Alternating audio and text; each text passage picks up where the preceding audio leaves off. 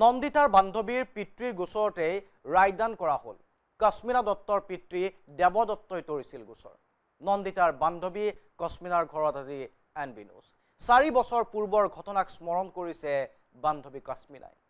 আজি মই জিকিলো বুলি কলেহেঁতেন নন্দিতাই। আমি ডকুৱাখানাৰ পৰা পোনপটীয়া সম্প্ৰচাৰ লৈ যাব বিচাৰিছোঁ।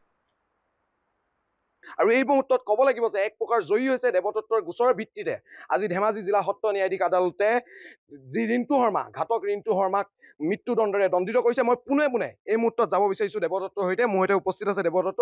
আপুনি এখন নিৰন্তৰে যুঁজিলে আৰু 4টা বছৰে আপুনি যি যুঁজ যুঁজিলে সেই যুঁজ এতিয়া সফল হৈছে, আপুনি যুঁজত জয়ী হৈছে। গতিকে কি ক'ব এই মুহূৰ্তত আপোনাৰ প্ৰতিক্ৰিয়া জানিব বিচাৰিছোঁ।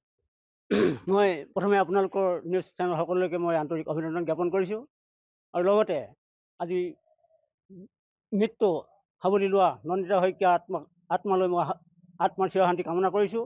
যে নন্দিতা শইকীয়া তুমি য'তে থাকা অন্তত তোমাক ন্যায় দিবলৈ আমি সক্ষম হৈছোঁ বুলি ভাবিছোঁ। যে আজি ন্যায়ালয়ে যিটো বিধান দিলে মৃত্যুদণ্ডৰে দণ্ডিত কৰি যিটো ফাঁচি কৰিলে আমি সেইটোকে বিচাৰিছিলোঁ। গতিকে এই ঘটনাই যাতে আৰু অসমত দ্বিতীয়টো ঘটনা নঘটে তাৰ বাবে তুমি নন্দিতা শইকীয়া য'তে থকা শান্তিয়ে থকা সুখে থকা তাৰ বাবে মই তোমালৈ মোৰ হিয়াভৰা অভিনন্দন জ্ঞাপন কৰিছোঁ।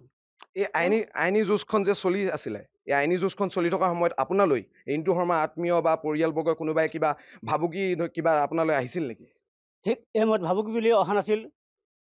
ফোন যোগে কেইবাটাও মোক প্ৰলোভন দেখাইছিল যে কেছটো উদ্যোগ কৰিব লাগে, কিন্তু তেওঁলোকক যদি সোধা যায় এড্ৰেছ সম্পূৰ্ণ আণ্ডাৰগ্ৰাউণ্ডকৈ ৰাখি মোলৈ কেইবাটাও ফোন কল কৰিছিল।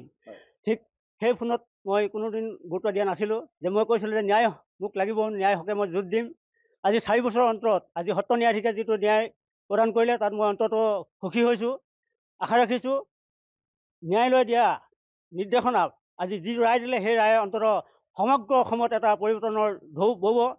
যিহেতু এনেকুৱা ঘাতক অন্ততঃ অসমত আৰু দ্বিতীয়বাৰ সৃষ্টি নহ'ব বুলি মই ভাবিছোঁ। গতিকে আজি এই মুহূৰ্তত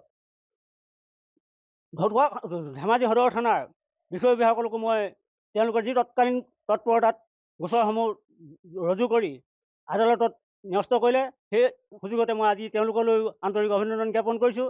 লগতে আজি এই নন্দিতা শইকীয়াৰ বচাবলৈ যিসকলে অহোপক্ষত চেষ্টা কৰিছিল, আৰ্থিকভাৱে সহায় কৰিছিল, কিন্তু তেওঁলোকেও বিফল হ'লেও তেওঁলোকক আজি অন্ততঃ মই দৃঢ়তাৰে ক'ব পাৰিম অন্ততঃ তেওঁলোকেও আজি সততা আৰু সৎ সাহসেৰে নন্দিতা শইকীয়াৰ ন্যায় পোৱাত নিশ্চয় সকলোৱে আনন্দিত হৈছে, উৎফুল্লিত হৈছে।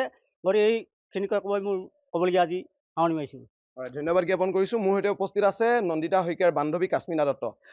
যি মুহূৰ্তত সেই ঘটনা সংঘটিত হোৱা মুহূৰ্তত কস্মিনা দত্ত উপস্থিত আছিল, এই দেৱদত্তও তাতে উপস্থিত আছিল। আৰু নন্দিতা শইকীয়াক আক্ৰমণ কৰোঁতে সেই ঘাতক ৰিণ্টু শৰ্মাই আক্ৰমণ কৰিছিল দেৱদত্তৰ যি কস্মিনা দত্তক, আৰু তেওঁলোকো বাৰুকৈ আঘাতপ্ৰাপ্ত হৈছিল। আৰু মই এতিয়া বৰ্তমানে কস্মিনা দত্তৰ সৈতে পোনপটীয়াকৈ কথা পাতিব বিচাৰিম, যিহেতু সেই মুহূৰ্তত তুমি উপস্থিত আছিলা। গতিকে তোমাৰ বান্ধৱীয়ে আজি ন্যায় পালে, এক ঐতিহাসিক সিদ্ধান্ত আগবঢ়াইছে ধেমাজি জিলা সত্ৰ ন্যায়াধীশ আদালতে। গতিকে এই মুহূৰ্তত কি ক'বা তুমি? কিমান সুখ পাইছো ক'ব নোৱাৰো। মানে তাইলে এতিয়া মোৰ বেছিকে মনত পৰিছে। আজি যদি তাই থাকিলেহেঁতেন, সি যোনখিনি অত্যাচাৰ কৰিছিলে আমি হোষ্টেলত থাকোঁতে তাই লগত নাছিলে যদিও আমি গম পাইছিলো যে সি কেনেকুৱা কৰিছিলে। হয়তো মানে আজি যদি তাই থাকিলেহেঁতেন হয়তো তাই চাগে আজি মোক সেই আগগতে ক'লেহিহেঁতেন আজি মই জিকিলো বুলি। কিন্তু এতিয়া তাই নাই, মোৰ আজি তাইলেহে মনত পৰিছে বেছিকে। সুখী বহুত হৈছো যে এনেকুৱা এটা ন্যায় পাইছো। বহুদিনৰ অপেক্ষা আছিলে, এই অপেক্ষাত আজি যুঁজখনত সফল হলো বুলি ভাবিছো। ধন্যবাদ জ্ঞাপন কৰিছিলোঁ। এয়া আছিলে কস্মিনা দত্ত।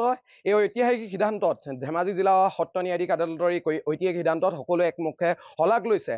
আৰু আইন ব্যৱস্থাৰ প্ৰতি যি ৰাইজৰ আস্থা আছিল সেই আস্থা অবিৰতভাৱে চলি থাকিব বুলি এই মুহূৰ্তত ক'ব পৰা হৈছে। ঘাতক ৰিণ্টু শৰ্মাক যি মৃত্যুদণ্ডৰে দণ্ডিত কৰিলে, ইয়াৰ পিছতে হয়তো ঢকুৱাখানা যি ধেমাজিবাসী ৰাইজৰ যি আশা আছিলে আশা পূৰণ হ'ল বুলি এক প্ৰকাৰ ক'ব লাগিব।